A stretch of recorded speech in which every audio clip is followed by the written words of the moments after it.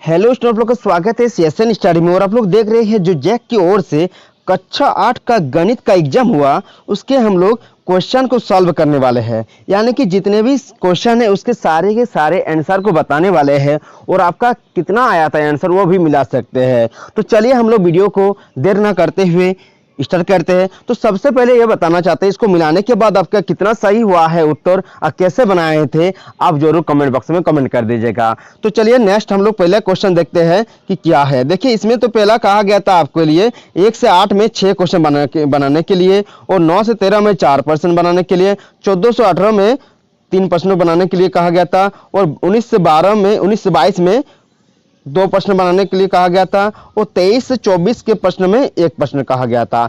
लेकिन हम लोग जैसे इंपॉर्टेंट कुछ क्वेश्चन बताए थे उसके हिसाब से आ गया है।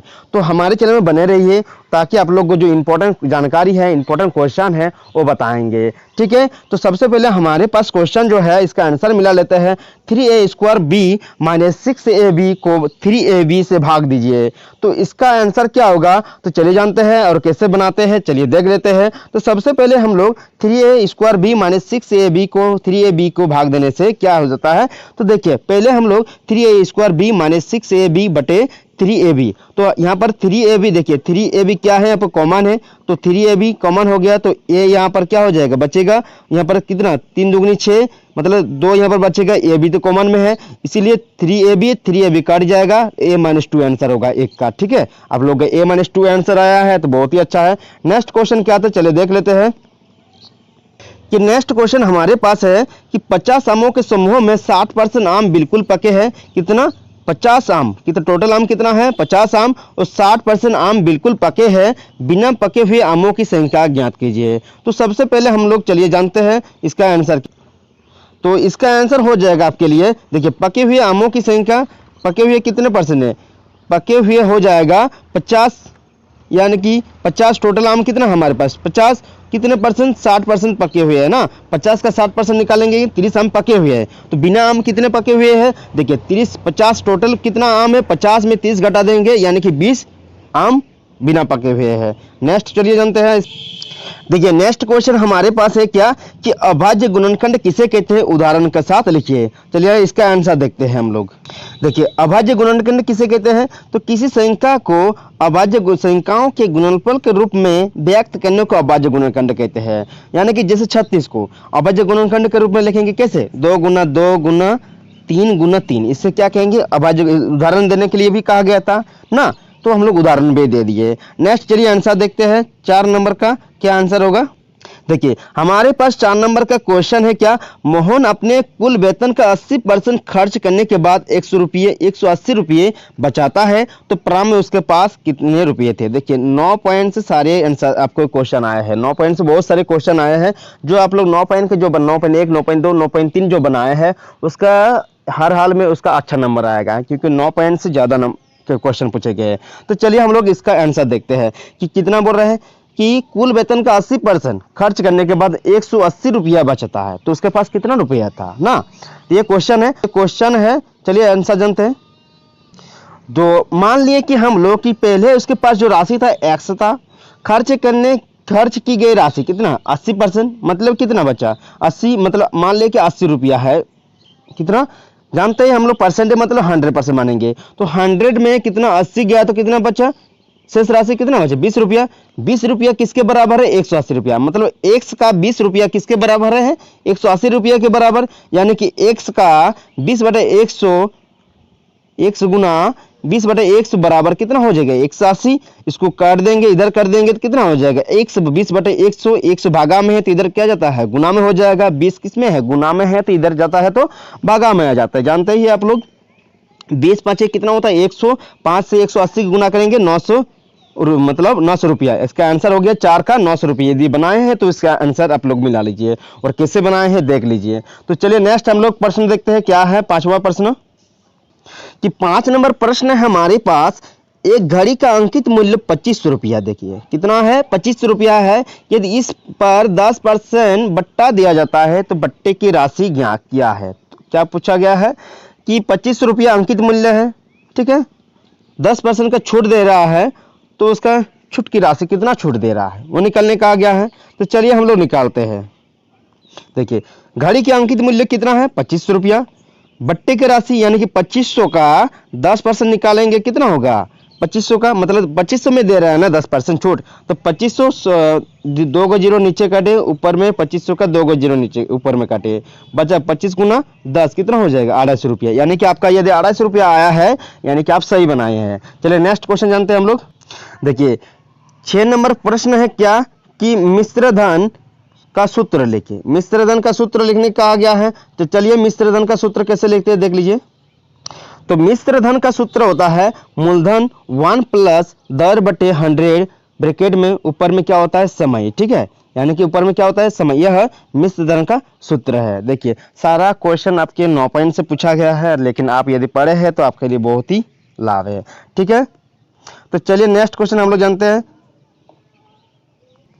10 नंबर प्रश्न देखिए, ये 7 नंबर प्रश्न देखिए कि क्या है कि 10 मीटर ऊंचाई वाले एक झंडे की खंबे की छाया 8 मीटर है, समान हिस्सों में उस बिजली के खंबे की ऊंचाई ज्ञात कीजिए जिसकी छाया 12 मीटर। देखिए हम लोग बताए थे इंपॉर्टेंट क्वेश्चन में 10.1 बताए थे ना आप लोग को, 10.1 10.2 बताए थे, तो उससे संबंधित ये क्वेश्चन आया है 10 पॉइंट से आया है। यदि आप लोग यदि देखे थे तो इसको आराम से बना पाते, यदि नहीं देखे तब तो पछताएंगे ही ना। तो चलिए इसका आंसर बता देते हैं आप लोग को। देखिए 7 नंबर का क्वेश्चन हो, देखिए बस्ती की ऊंचाई हमारे पास कितना था 10 मीटर था, छाया की लंबाई इसका कितना हो रहा था 8 मीटर, और हम लोग को बस्ती की ऊंचाई जो और नेक्स्ट जो वस्तु था उसका नहीं दिया था, इसलिए x मान लिए है, और छाया की लंबाई कितना दिया हुआ था 12 ना। हम लोग जानते हैं अनुत्क्रमणानुपाती नियम से कि x1 बटे y1 होता है, x2 बटे y2 होता है, और इसका हम लोग x1 की जगह क्या बिठाएंगे 10 बटे 8, 10 x1 क्या है 10 और y1 क्या है 8, और x2 नहीं दिया है यानी कि x है, और y2 कितना है 12, इसका गुना कर दिए 8 एक इससे इसको गुना होता है, इससे इसको गुना होता है, ठीक है। उसके बाद देखिए क्या हो गया कि इसके गुना करने के बाद जो होता है 8 गुना x 10 गुना 12 यानी कि 8x और 120, यानी कि x से इधर 8 गुने में है तो इधर जाएगा किस में हो जाता है आप लोग जानते हैं बट्टे में हो जाता है, यानी कि इसका आंसर हो जाएगा x बराबर 15, इसलिए आपका जो वस्तु की ऊंचाई होगा वो 15 होगा 7 नंबर का। यदि आपका 15 आंसर आया तो आपका बहुत ही अच्छा। नेक्स्ट चले जानते हैं हम लोग 8 नंबर। देखिए ये भी 9 पॉइंट से, एक घड़ी का विक्रय मूल्य 360 रुपया है तो बट्टा 10% है, तो अंकित मूल्य ज्ञात कीजिए। तो चलिए इसको बनाए हैं कैसे देख लीजिए और आपका कितना आंसर आया है वो मिला लीजिए। तो 8 नंबर का प्रश्न में नहीं दिया हुआ था अंकित मूल्य, इसलिए हम लोग क्या मान लिए, उसमें दिया हुआ था कि विक्रय मूल्य दिया हुआ था और बट्टा दिया हुआ था ना, तो मान लिए हम लोग 100 रुपया अंकित मूल्य है, उसका विक्रय मूल्य कितना मान लिए है, विक्रय मूल्य तो दिया हुआ है इसीलिए मानने की जरूरत नहीं है, तो 360 है ना, और बट्टा दर यानी कि मान लिए 100 रुपया में दाम है घड़ी का और 10% दे रहा है छूट, मतलब 10 रुपया छूट दे रहा है, 100 में 10% मतलब 10 रुपया छूट दे रहा है, तो बच्चा कितना 90 रुपये में मिल रहा है। तो 90 रुपया क्या करें विक्रय मूल्य गुने 100 बट्टे बट्टा दर होता है, तो यहाँ पर बट्टा दर जो निकाले हैं वो कितना कि 100 में बट्टा दर मतलब 100 रुपया, मतलब 100 रुपया दाम था उसके 90 रुपया ना, तो छूट की राशि मान लिए 90, तो इसमें आंसर होगा आपका 360 गुने 100, 100 में 10 गया तो कितना हो गया 90, 90 जीरो से काटे जीरो ना, और 4 नाम कितना होता है 36 यानी कि 4 आ गया यहाँ पर, और 4 गुने 100 कितना आ रहा है 8 नंबर का आंसर 400, यानी कि इसका आंसर हो जाएगा 400 रुपया, ठीक है। यदि नहीं मिला है तो मिला लीजिए, इस तरह से बनाना चाहिए था आपको, ठीक है। नेक्स्ट हम लोग चले जानते हैं 9 नंबर। ये बहुत ही आसान था आपके लिए कि 11.1 से दिया हुआ था आपका क्वेश्चन, थोड़ा सा इधर उधर हो जाता है, डिग्री में कर दिया है, लेकिन आपका 11.1 से है, इसको बनाना सीखे हैं तो आप लोग अच्छा तरह से बना पाएंगे। देखिए ये तो देखिए हम लोग डायरेक्ट बनाना चाहते हैं या तो अंत कोणों का निकाल कर बनाना चाहेंगे तो वो भी बन जाएगा, या बाह्य कोणों का, देखिए त्रिभुज है, त्रिभुज के बाह्य कोणों का योग कितना होता है 360 डिग्री होता है, उसके हिसाब बनाएंगे तुरंत हो जाएगा। चलिए देखें कैसे बनाए हैं। देखिए त्रिभुज के बाह्य कोणों का योग कितना होता है 360 डिग्री होता है, और कोण 1 मान लिए इसको, ठीक है, कोण 2 मान लिए इसको, कोण 3 मान लिए इसको, तो कोण 1 कोण 2 कोण 3 यानी कि क्या हो गया कि बराबर 360 डिग्री योग होता है। तो कोण 1 क्या है 120 डिग्री है, लिखे, उसके बाद प्लस कोण 2 कितना है 40 डिग्री लिखें, कोण 3 क्या है x है, या बराबर कितना हो गया 360 डिग्री, यानी कि क्या हो गया ये 360 डिग्री हुआ।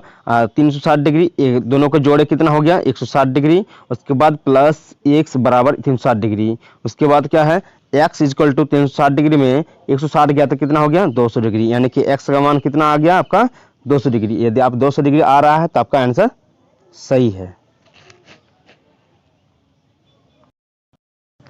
देखिए हमारे पास नेक्स्ट क्वेश्चन है क्या 10 नंबर। 10 नंबर का प्रश्न है समबाहुभुज और विषमबाहुभुज किसे कहते हैं। ठीक है, चलिए इसका आंसर जानते हैं। तो समबाहुभुज होता है जिसकी सभी भुजाएं समान होती है, उसे क्या कहते हैं समबाहुभुज कहते हैं। विषमबाहुभुज किसे कहते हैं जिसकी सभी भुजाएं असमान होती है, उसे विषमबाहुभुज कहते हैं। ठीक है, इसका यदि लिखना चाहते हैं तो इस तरह लिख लीजिए, और आपका आंसर कैसे लेके है तो आप लोग देख लीजिए।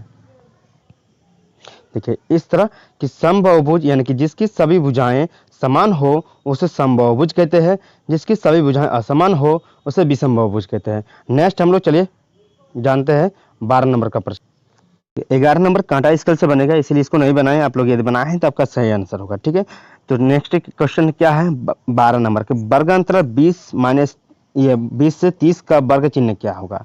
तो वर्ग चिन्ह 20 से 30 का होगा। देखिए उच्च वर्ग सीमा और निम्न वर्ग सीमा को जोड़कर 30 प्लस 20 बट्टे 2 कर देंगे तो भी आंसर आ जाएगा आपका 50 बटे 2, यानी कि 25 आंसर आ जाएगा।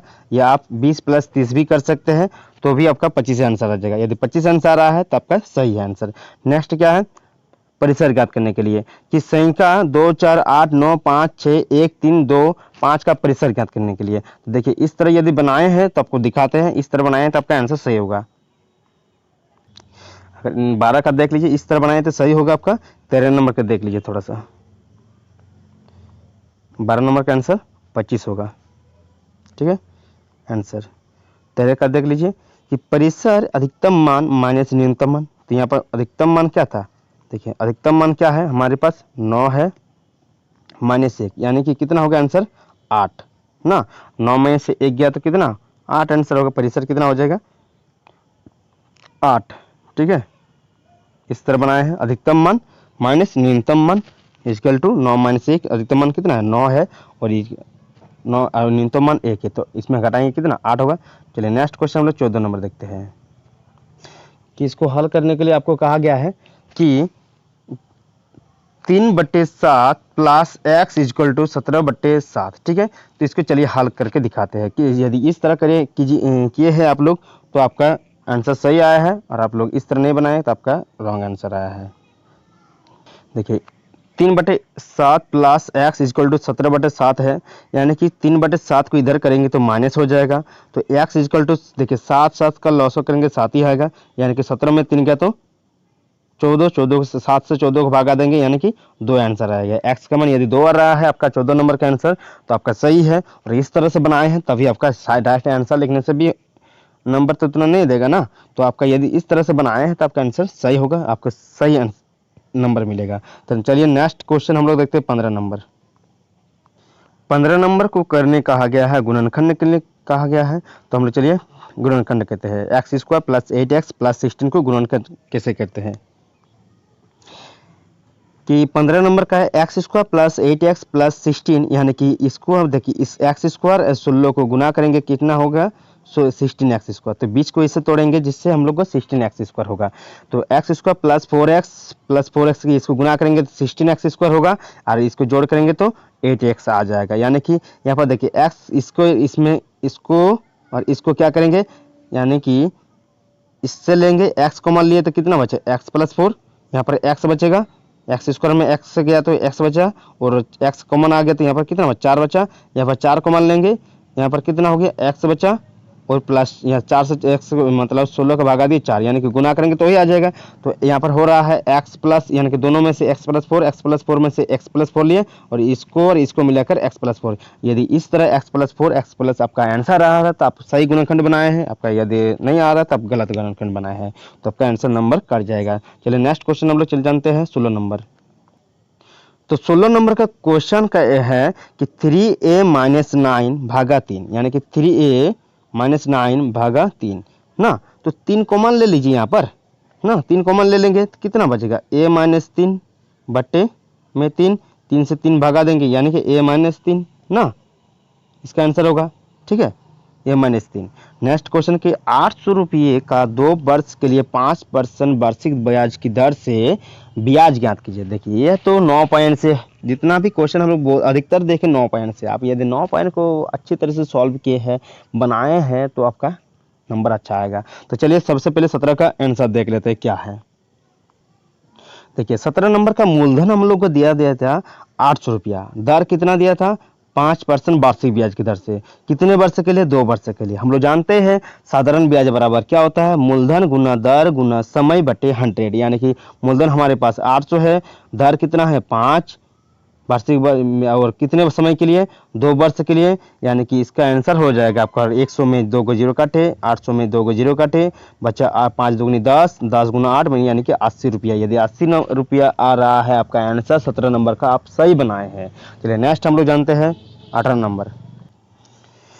देखिए मंजीत नाम का एक लड़का है, ठीक है, एक लोहे का संदूक 5,580 रुपये में खरीदा तथा इसके परिवहन हेतु 770 रुपये का भुगतान किया, फिर उनसे उस संदूक को 6,440 रुपये में बेच दिया, उसका लाभ प्रतिशत ज्ञात करने के लिए कहा गया है। तो चलिए इसको कैसे बनाए हैं देख लीजिए, और आप लोग कैसे बनाए इसको मिला लीजिए, और आपका आंसर कितना आ रहा है देख लीजिए। तो चलिए इशारा करते हैं। लोहे का संदूक का हम लोग जानते हैं क्रय मूल्य कितना था, 5,580 रुपया। यदि परिवहन है तो भुगतान कितना करना पड़ा, यानी कि 770, इसका कुल क्रय मूल्य उसका कितना पड़ गया, 6,350 ना, 6,350 रुपया, यानी कि विक्रय मूल्य हमारे पास कितना दिया हुआ था, 640 रुपया ना, 6,440 रुपया था। यानी कि लाभ हम लोग पहले निकालेंगे तब ना लाभ प्रतिशत निकालेंगे, तो लाभ कितना होगा, यानी कि हम लोग जानते हैं विक्रय मूल्य माइनस क्रय मूल्य क्या होता है, लाभ निकलता है। हमारे पास 6,440 क्या दिया हुआ था, लाभ दिया हुआ, ये विक्रय मूल्य दिया हुआ था, और हम लोग बेचे थे कितने में, 6,350 रुपया टोटल मिलाकर हुआ था, लेकिन हम लोग इसका किराया वगैरह देकर 6,350 हो रहा था। इसको घटाएंगे तो कितना हो गया हमारे पास 90 रुपया। 90 रुपया को क्या करेंगे, लाभ, लाभ कितना हो गया 90 रुपया, मतलब वो संदूक से कितना लाभ कमा रहा है, सिर्फ 90 रुपया। तो इसका लाभ प्रतिशत निकालेंगे तो क्या होता है, लाभ इंटू 100 बाई क्रय मूल्य, हम लोग फॉर्मूला जानते हैं, यानी कि 90 गुने लाभ कितना है, 90 गुने 100 बाई 6,350, इसका 0 0 कट गया, 100 का 0 1, और 6,350 का 0 1 कट गया, क्रय मूल्य कितना था 6,350 था ना। तो 9 से यहाँ पर गुना किए, 90 गुना 10 को कितना हो गया 900 होगा, और 6 से 35 हुआ, इसको भगा दे, 1.41% क्या लाभ प्रतिशत निकला। नेक्स्ट क्वेश्चन चले जानते हैं हम लोग। ये हमारे पास क्वेश्चन है 19 नंबर का, आकृति में ABCD एक वर्ग है तो x का मान ज्ञात कीजिए। तो ABCD एक वर्ग है, यहाँ पर दिया हुआ है, जानते ही आप लोग वर्ग के विकर्ण क्या होते हैं, बराबर रहते हैं, तो यानी कि जो उसके आधे भी हो गए क्या होंगे, वर्ग के आधे वर्ग भी, आधे विकर्ण भी क्या होंगे, बराबर होंगे, यानी कि यह भी बराबर, यह बराबर, यह बराबर, यह बराबर होगा। ठीक है, तो यानी कि इस तरह होगा। तो चलिए इसको कैसे हल किया है देख लीजिए, 19 नंबर ना। देखिए यहाँ पर एक क्वेश्चन में गलती था कि वहाँ पर 2x माइनस 3 नहीं था, वहाँ पर 2x प्लस 3 था, लेकिन किताब में देखिएगा आपके पास जो किताब है एंड JSCRT का, उसमें 2x माइनस 3 दिया हुआ है, इसीलिए उसको देखकर हम इसको सॉल्व करने की कोशिश किए हैं, ताकि उसमें जो क्वेश्चन गलत होगा मेरे ख्याल से, इसलिए उसमें माइनस आ रहा है, तो माइनस तो हो नहीं सकता है। चलिए 2x minus 3 equal to x plus 1, तो 2x इधर देखिए, x को इधर कर देंगे तो 2x माइनस x हो गया, यानी कि x बचा, यानी कि और 3 को इधर कर दिया, माइनस 3 को इधर जाएगा तो क्या होगा, प्लस में हो जाएगा, 3 प्लस 1 यानी कि 4, x इजकल टू, यदि 4 आपका आंसर आ गया है, आपकी ये सही है। ठीक है, हो सकता है इसके लिए आपको क्वेश्चन का आंसर भी मिल सकता है, आपको नंबर भी मिल सकता है। नेक्स्ट क्वेश्चन क्या था हमारे पास कि आंकड़े क्या है। ठीक है,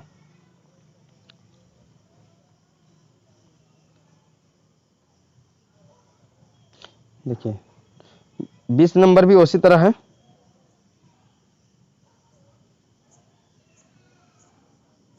बीस नंबर भी उसी तरह है, आप लोग ये इसको बना लिए होंगे कि देखिए इसमें जानते ही है कितना बाह्य कोणक है, 360 डिग्री होता है, इसको जोड़िए दोनों को, 130 95 कितना हो गया, 5 9 3 12, और 1 1 2 225, 200 360 डिग्री से 225 डिग्री घटा दीजिए,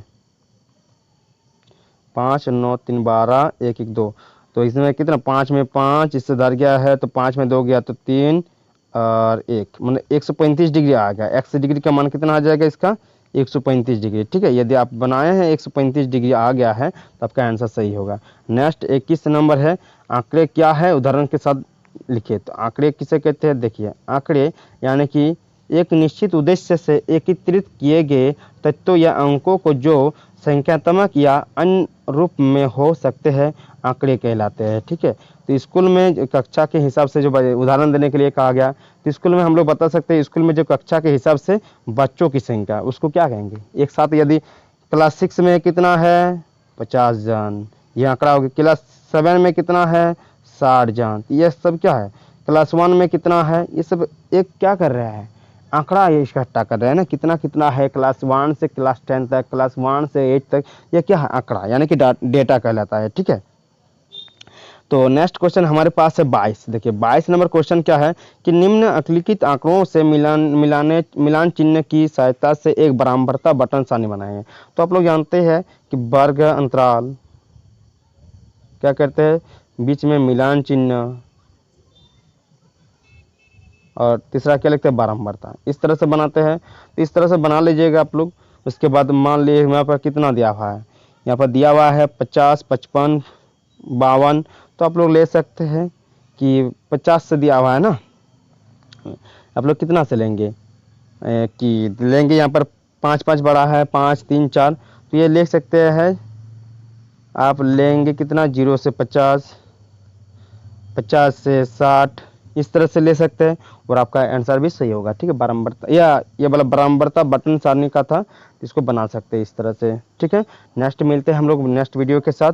देखते रहिए सीएसएन स्टडी, और किस क्वेश्चन का आपको अभी किस सब्जेक्ट का इंपॉर्टेंट क्वेश्चन के साथ आंसर चाहिए तो कमेंट बॉक्स में जरूर कमेंट कीजिए। और वीडियो को अंत तक, जितना भी चैनल हम लोग चढ़ाए हैं वीडियो को अंत तक देखिएगा, क्योंकि आधा उदाहरण ज्ञान क्या होता है, अधजल गगरी छलकत जा, आप लोग सुने हैं, इसीलिए आपका आधा उदाहरण ज्ञान जो होगा बेकार में चला जाएगा। आपको देखना है तो पूरा वीडियो देखिए, कम मत देखिए। ठीक है, हम इतना ही चाहेंगे, कम मत देखिए, पूरा वीडियो के देखिए और कॉपी में नोट करते जाइए, ताकि आप लोग का जो आंसर होगा परीक्षा में जो विज्ञान के क्वेश्चन आएंगे, इस बार टर्म 1 से मिला ले है विज्ञान क्वेश्चन के आंसर को कि किस किस चैप्टर से आया था, और इस बार देने वाला क्या है उसको भी मिला लिए हैं। तो चलिए हम लोग जो देख लिया आज का जो पैटर्न था किस हिसाब से था, उसी हिसाब से हम लोग बनाएंगे विज्ञान के प्रश्नों को जो आपके लिए आना सुनिश्चित है। ठीक है, मिलते हैं नेक्स्ट वीडियो के साथ। जय हिंद।